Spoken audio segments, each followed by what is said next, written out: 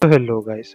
Now ये साल start तो थोड़ा स्लो हुआ हम एनिमे फैंस के लिए, बट लास्ट सीजन कई सारे बेहतरीन टाइटल्स हमें देखने को मिले। जहाँ कुछ ओल्ड शोज के अनएक्सपेक्टेड रिटर्न तो हुए ही, साथ ही साथ कई सारे न्यू टाइटल्स भी हमारे सामने आए। But among the all that there is this one web manga I have been hearing great things about since the past 4 years, और वो फाइनली हमें पिछले सीजन एनिमेट होते हुए नजर आया। I am talking about the fragrant flower blooms with dignity, जिसको लेके मेरी काफ़ी एक्सपेक्टेशन थी and it actually turn out to be amazing. तो आज की इस वीडियो में इसी के ऊपर अपन नज़र डालेंगे। आज के इस वीडियो में मैं fragrant flower blooms with dignity से रिलेटेड अपना स्पॉइलर फ्री रिव्यू तुमके साथ शेयर करूंगा कि मुझे ये शो कैसा लगा और क्या तुम्हें ये शो चेकआउट करना भी चाहिए या फिर नहीं। So without wasting any more time शुरू कर लेते हैं आज के अमेजिंग वीडियो को। नाउ फॉलो करते हैं रेंतारो को, who is a student from an all boys high school, and Kaoruko को, who is a student from an all girls high school. Now basically इन दोनों के ही जो कह सकते हो कि स्कूल्स हैं ना, उनके बीच में, उनके टीचर्स, उनके स्टूडेंट्स के बीच में काफ़ी ज़्यादा कह सकते हो कि हेट्रेड है एक दूसरे के लिए। एंड डिस्पाइट दैट हमें देखने को मिलता है कि किस तरीके से इन दोनों ही कैरेक्टर्स की फ्रेंडशिप शुरू होती है, फ्रेंडशिप बॉन्ड इनका कह सकते हो कि दूसरे के साथ बनता है। And obviously as you can expect that slowly develops into romance as well.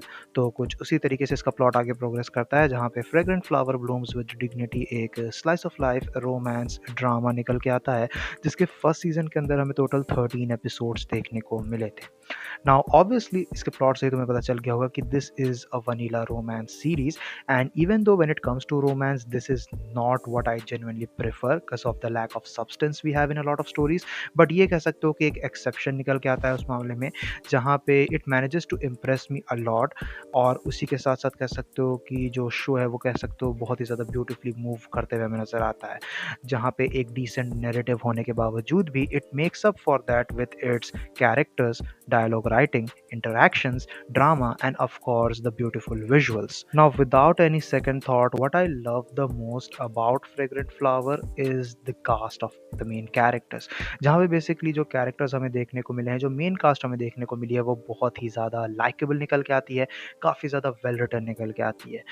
जहाँ पे श्योर कुछ ऐसे कैरेक्टर्स हैं जो उतने ज़्यादा इंट्रिगिंग शायद नहीं हो सकते हैं, but these characters are full of different personalities and everything, जिसके साथ साथ इनमें से कई सारे कैरेक्टर्स का कह सकते हो कि हमें प्रॉपर आर्क भी देखने को मिलता है, मिनी आर्क भी देखने को मिलता है, जहाँ इन कैरेक्टर्स के साथ उसी वजह से तुम इंडिविजुअली रिलेट कर सकते हो, उन्हें कह सकते हो कि काफ़ी लवेबल फाइंड करते हो। This is genuinely some of the best cast I have seen in modern romance anime. Specifically of course जो हमारे दोनों ही मेन लीड कैरेक्टर्स निकल के आते हैं, उनकी केमिस्ट्री काफ़ी ज़्यादा शानदार निकल के आती है। They are simply amazing together and that's why you are rooting for them throughout the entire series. जो चीज़ कह सकते हो कि काफ़ी ज़्यादा शानदार निकल के आती है। And for my personal favourite though, Saku was a character I really really liked and really enjoyed.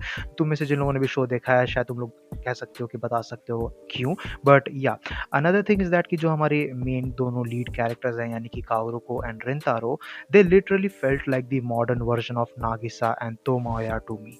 जहाँ पे कह सकते हो कि इन कैरेक्टर्स के बीच में हमें काफ़ी सिमिलैरिटीज़ देखने को मिलती हैं, इनकी पर्सनैलिटी को लेके काफ़ी सिमिलैरिटी हमें देखने को मिलती है। So that was definitely a plus in my eyes. There is a good amount of character drama here, क्योंकि बेसिकली जैसा कि इसके प्रेमाइस से ही तुम्हें पता चल जाता है कि हम ऐसे पर्टिकुलर कैरेक्टर्स को फॉलो कर रहे हैं जो दो डिफरेंट सेटिंग से बिलोंग करते हैं, जो कह सकते हो कि दो डिफरेंट सॉर्ट ऑफ प्लेसेस से कंप्लीटली आते हैं, और उसी तरीके से ये कास्ट मूव ऑन करती है, जहाँ उन्हें कई सारे कह सकते हो कि सॉर्ट ऑफ इंटरनल स्ट्रगल्स से गुजरना होता है, और उस चीज़ को काफ़ी अच्छी तरीके से शो हैंडल करता है। यहाँ पे कोई भी कैरेक्टर पर्टिकुलरली मुझे शैलो फील होते हुए नज़र नहीं आया। सो फार जितने भी कैरेक्टर्स पे फोकस किया गया है, उन कैरेक्टर्स को काफ़ी अच्छे तरीके से एग्जीक्यूट किया गया है, प्रेजेंटेशन काफ़ी शानदार निकल के आती है।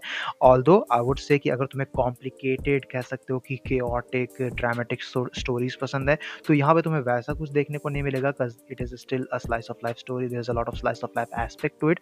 बट उसके बावजूद भी कह सकते हो कि शो में कई सारी स्ट्रेंथ निकल के आती हैं, जहाँ जो स्टोरी है उसकी पेसिंग काफ़ी शानदार है, जहाँ सीजन 1 हमें काफ़ी फास्ट मूव करते हुए देखने को मिलता है सरप्राइजिंगली। जैसे कि मैंने पहले भी मेंशन किया कि कुछ मल्टीपल कैरेक्टर आर्क्स हैं सीजन 1 के अंदर ही, और उन्हें काफ़ी ज़्यादा सीमलेसली अडैप्ट करते हुए हमें नज़र आया गया है, जो बिल्कुल भी उन्हें रश फील नहीं कराता है।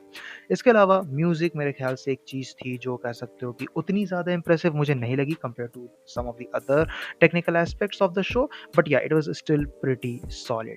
बाकी क्लोवर वर्क्स ने जो है एनिमेट किया है इस शो को and they killed it with the animation, वहाँ पे मेरी कोई भी कंप्लेंट नहीं रहेगी। One thing I really appreciate in anime is a healthy relationship between family, और वो चीज़ कह सकते हो कि यहाँ पे बहुत ही अच्छे तरीके से प्ले आउट होते हुए हमें नज़र आती है। रिंतारो जो हमारा मेन मेल कैरेक्टर निकल के आता है, उसके पेरेंट्स के साथ हम काफ़ी ज़्यादा टाइम स्पेंड करते हैं एंड वो चीज़ काफ़ी हार्टफुल फील होती है, जहाँ पे trust me you are gonna absolutely love how they portray the father and the mother of the main protagonist. वो चीज़ काफ़ी ज़्यादा अच्छे तरीके से इन लोगों ने की है। Specifically I really really loved the character of Rintaro's mom. She is just simply an incredible character and you will feel emotional during some of their scenes as well. जिसके साथ साथ अगर बात की जाए तो यूजुअली मैंने एक्सपेक्ट तो नहीं किया था कि it will be an emotional series, but yeah इसमें इमोशनल अंडरटोन्स काफ़ी हेवली हमें कैरी आउट होते हुए नजर आते हैं। The last episode did made me cried, so I was not expecting that, but yeah if you love your vanilla romance anime then this is incredible. From the first episode तुम्हें पता चल जाएगा कि तुम डिसअपॉइंट नहीं होने वाले हो, एंड इसी की वजह से कह सकते हो कि हमें कुछ काफ़ी शानदार कैरेक्टर डेवलपमेंट, काफ़ी शानदार character interaction and in general एक बहुत ही ज़्यादा शानदार स्टोरी देखने को मिल जाती है सिर्फ 13 एपिसोड्स के अंदर ही, जिसकी वजह से इसके फ्यूचर को लेकर मैं बहुत ही ज़्यादा एक्साइटेड हूँ। ऑल्दो सीजन 2 अनाउंस तो नहीं हुआ है, but I am pretty sure it will get announced eventually. But yeah if you are looking for something, if you are looking for a romance anime जो काफ़ी ज़्यादा नरेटिव हेवी निकल के आया है, that will blow your mind, then it's not that.